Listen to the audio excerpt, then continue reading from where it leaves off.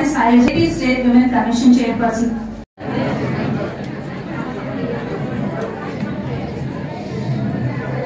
దయచేసి అందరూ నిశ్శబ్దంగా ఉండాలండి.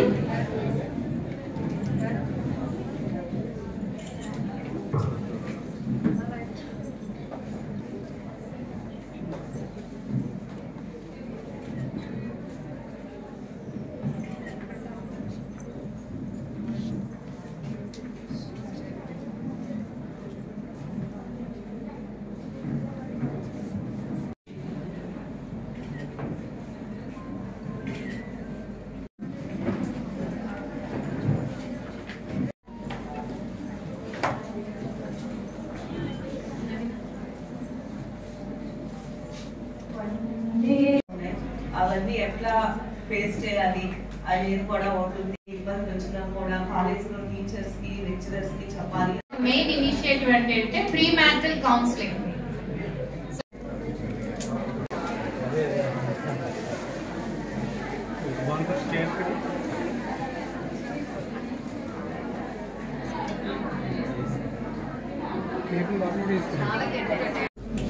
మహిళా కమిషన్ చైర్పర్సన్ గా బాధ్యత తీసుకొని 3 నెలలు అయింది. సో ఈ 3 నెలల్లో కూడా మా దగ్గరికి వచ్చే కేసెస్ బేస్ చేసుకొని కానివ్వండి, లేకపోతే వార్తల్లో వచ్చే కానివ్వండి, ఆ కేసెస్ బేస్ చేసుకొని ప్రభుత్వం కానివ్వండి, పోలీస్ డిపార్ట్మెంట్ కానివ్వండి ఎన్నో జాగ్రత్తలు తీసుకుంటున్నా, ఎన్నో చర్యలు చేపడుతున్నా కదా, ఇంకా ఎందుకు ఆడపిల్లల మీద అక్కడక్కడ అన్యాయాలు కానివ్వండి, వేధింపులు కానీ గురవుతున్నాయి అని ఆలోచించి దీనికి మార్గం ఏంటంటే కేవలం అవేర్నెస్, అంటే ఆడపిల్లలకు ఉండే హక్కులు, అలాగే వాళ్ళ ప్రొటెక్షన్కి ఏవైతే చట్టాలు ఉన్నాయో అవన్నీ కూడా జనాల్లోకి తీసుకెళ్ళాలి, ఆడపిల్లల్లోకి తీసుకెళ్లాలనే ఉద్దేశంతో మేము అవేర్నెస్ ప్రోగ్రామ్ స్టార్ట్ చేసాము. ఆల్రెడీ రాయలసీమ జిల్లా ఒక 4 డిస్ట్రిక్ట్స్ కవర్ చేశాము. తర్వాత కాకినాడ, దెన్ ఈరోజు రాజమండ్రి రావడం జరిగింది. ఎందుకంటే మేము చూసే కేసెస్ లో చాలా వరకు ఏంటంటే దాదాపు ఆడపిల్లలు తెలియనితనం కానివ్వండి, లేకపోతే ఆ వల్నరబుల్ ఏజ్ గ్రూప్ లో ఉంటారు కాబట్టి ఎవరైనా ఒక వ్యక్తి స్నేహం చేసినప్పుడు లేకపోతే వాళ్ళ ట్రాప్ లో పడిపోయి చేతుల జీవితాలు అనేది నాశనం చేసుకుంటారు. సో ఇలాంటి సెషన్స్ మేము క్రియేట్ చేసి కేవలం యాక్ట్ ఏంటి, ఈ చట్టాలు ఏంటి ఉన్నాయి మీకు హెల్ప్ అనే కాకుండా మేము రోజు చూసే సంఘటనలు ఏదైతే చెప్తున్నాం, ఎందుకంటే నిజంగా చూస్తున్నాం మేము. సో ఇలాంటి సంఘటనలు చెప్తూ ఆడపిల్లలకి ఇలా ఉంటుంది, బయట ప్రపంచం ఇలా ఉంటుంది, సో మీరు జాగ్రత్తగా ఉండండి, యూనో కొన్ని చేతుల మీ లైఫ్ స్పాయిల్ చేసుకోవద్దు అనే ఉద్దేశంతో కూడా అవేర్నెస్ సెషన్స్ చెప్తున్నాయి. ఎందుకంటే ఆల్రెడీ పోలీస్ డిపార్ట్మెంట్స్ రెగ్యులర్ గా అవేర్నెస్ సెషన్స్ తీసుకుంటున్నాయి. విమెన్ అండ్ చైల్డ్ డిపార్ట్మెంట్ తరఫు నుంచి కూడా సిడిపిఓస్ కానివ్వండి, లేకపోతే పీడీస్ కానివ్వండి, వీళ్ళందరూ కూడా రెగ్యులర్ గా, అలాగే కిషోర్ వికాసం పేరుతో సమ్మర్ క్యాంప్, సమ్మర్ హాలిడేస్ వచ్చినప్పుడు విలేజెస్ లో కూడా వెళ్ళి అక్కడ ఏంటి ఆడపిల్లలకి గుడ్ టచ్, బ్యాడ్ టచ్ ఏంటి, లేకపోతే మెన్స్ట్రల్ హైజీన్, పాక్సో అంటే ఏంటి, పాష్ అంటే ఏంటి, ఇవన్నీ కూడా చెప్తాం జరుగుతుంది. అయినా కూడా ఎక్కడో చోట ఇన్సిడెంట్స్ అనేది జరుగుతున్నాయి కూడా. ఎందుకంటే ఒకటి, ప్రతి ఆడపిల్ల మీద కూడా చేతిలో ఫోన్ ఉండేసరికి టూ మెనీ ఇన్ఫ్లుయెన్సెస్, యూట్యూబ్ కానివ్వండి, సోషల్ మీడియా కానివ్వండి, రీల్స్ కానివ్వండి, మూవీ ఇన్ఫ్లుయెన్సెస్, ఇవన్నీ కూడా చాలా ప్రభావం పడిపోయి ఇట్స్ ఓకే, ఇది చేస్తే పర్లేదు, నా చదువు కంటే ముఖ్యం, యూనో ఈ అబ్బాయితో వెళ్ళిపోవటం, నాకు ఇంట్లో ఒప్పుకోకపోతే ఈ అబ్బాయితో వెళ్ళిపోవచ్చు అనే ఒక మైండ్ సెట్ లో పడిపోయి చాలా మంది కూడా లైఫ్ స్పాయిల్ చేసుకుంటున్నారు. సో అది జరగకూడదనే ఉద్దేశంతో ఒకటి. అలాగే సైబర్ క్రైమ్, ఏదైతే కొంతమంది మా దగ్గరికి వస్తారు, ఇలా మేము ఫ్రెండ్షిప్ చేసాం, మా ఫొటోస్ వీడియోస్ అబ్బాయి సర్క్యులేట్ చేస్తా అంటున్నాడు, మాకు హెల్ప్ చేయండి, లేకపోతే మా అమ్మాయి స్కూల్కి వెళ్ళట్లేదు ఎందుకంటే ఆ అమ్మాయి ఫేస్ చేయలేకపోతుంది సొసైటీని, ఈ ఫొటోస్ బయటకు వస్తే ఏంటి అలాని. సో ఇలాంటి ఇన్సిడెంట్స్ అన్ని జరుగుతున్నాయి కాబట్టి వీటి నుంచి జాగ్రత్తగా ఉండాలనేది కేవలం మన చేతిలోనే ఉంది.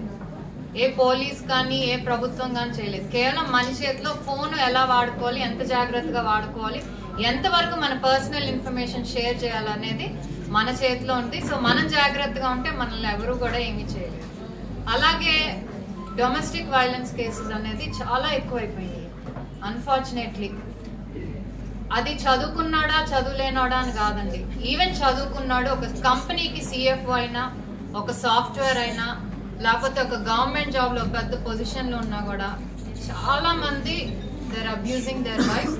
వీళ్ళలో చాలా మంది విక్టిమ్స్ కూడా మా దగ్గరికి వస్తున్నారు. So with the help of police చాలా వరకు మేము వీటిని కట్టడి చేయగలుగుతున్నాము. కానీ అవేర్నెస్, ఎందుకంటే ఒక లైఫ్ పార్ట్నర్ ని చూస్ చేసుకునే ముందు ఎంత జాగ్రత్తగా ఉండాలి, ఎంత జాగ్రత్తగా ఆలోచించాలి అనేది ఇస్ వెరీ ఇంపార్టెంట్.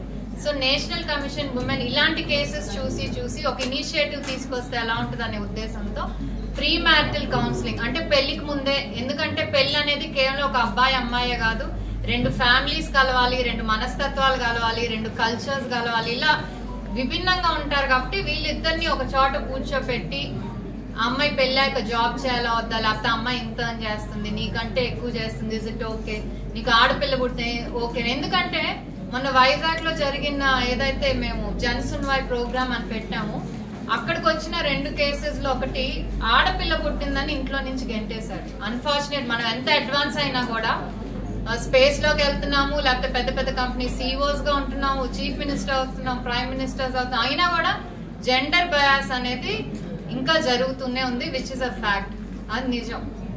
సో ఇలాంటి వాటి మీద అవేర్నెస్ అనేది, జెండర్ న్యూట్రాలిటీ, ఎందుకంటే కేవలం అమ్మాయిలకే కాదు అబ్బాయిలకు కూడా ఇద్దరిని రెస్పెక్ట్ చేసుకోవాలి, అమ్మాయి అబ్బాయిని రెస్పెక్ట్ చేసుకోవాలి, అబ్బాయి అమ్మాయిని రెస్పెక్ట్ చేసుకోవాలి.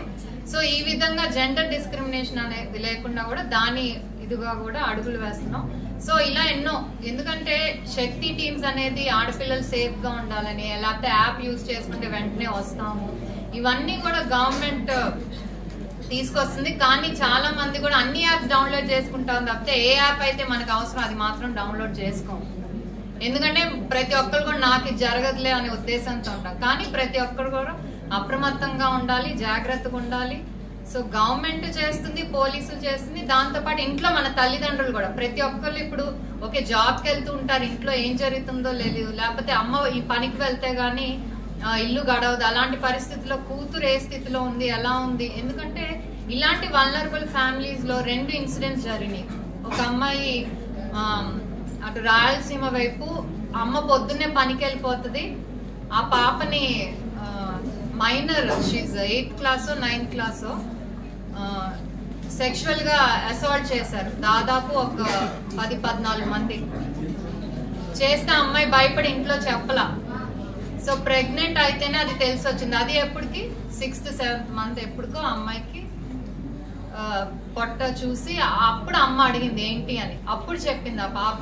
సో ఎక్కడైతే మనకి ఏంటంటే అంగన్వాడీ వర్కర్స్ ఉంటారు, వీళ్ళందరూ కూడా చాలా క్లోజ్ గా ఒక కొన్ని ఇల్లు వరకు వర్క్ చేస్తుంటారు. కాబట్టి సో ఎక్కడైతే సింగిల్ పేరెంట్ ఫ్యామిలీస్ ఉంటాయో, లేకపోతే వీళ్ళు యూనో వల్నరబుల్ గా ఉన్నారు ఎవరైనా టార్గెట్ చేయడానికి, వాళ్ళ మీద ఒక కన్ను వేసి ఉంచితే కూడా ఇవన్నీ కూడా ఎక్కడికక్కడ చెక్ పాయింట్స్ పెట్టుకుంటుంటే చాలా వరకు కూడా వీటిని అవాయిడ్ చేయొచ్చు. సో ఆ విధంగా కూడా మేము అందరం వర్క్ చేస్తున్నాం. ఎందుకంటే ఒక్కొక్కసారి ఆపద అనేది బయట వాళ్ళ నుంచే రాదండి, తెలిసిన వాళ్ళ దగ్గర నుంచి కూడా, మనకి బాగా కావాల్సిన వాళ్ళని అనుకున్న వాళ్ళ దగ్గర నుంచి కూడా ఆపద అనేది వస్తుంది. కాబట్టి సో పేరెంట్స్ ఇంట్లో ఆడపిల్లలకు కానీ మగపిల్లలకు కానివ్వండి జాగ్రత్తలు చెప్తూ ఉండాలి. అలాగే ఎవరిని నమ్మి ఒక ఆడపిల్లని వాళ్ళ ఇంట్లో కానీ వాళ్ళ దగ్గర కానీ ఏదైనా పని మీద వెళ్తున్నప్పుడు వదిలిపెట్టకూడదు అనేది మేము మెసేజ్ ఇస్తున్నాం. సో ఇలాంటి సెషన్స్ మా ఏమేంటంటే, నిన్న అందరం చూసాం Visakhapatnam one of the safest city ఏదో ఒక యాన్యువల్ సర్వేలో జరిగినప్పుడు. సో కేవలం విశాఖపట్నం అనే కాదు, అట్లీస్ట్ మన అందరం కలిసి కట్టుగా పనిచేసి, మీడియా కానివ్వండి, with your support, government, police department అందరం కలిసి కట్టుగా పనిచేసి we should try to make ఎంతో కొంత Andhra Pradesh as a safe state అనేది వచ్చే రిపోర్ట్స్ లో జరిగే విధంగా మనందరం కూడా కలిసి కట్టుగా పనిచేయాలి.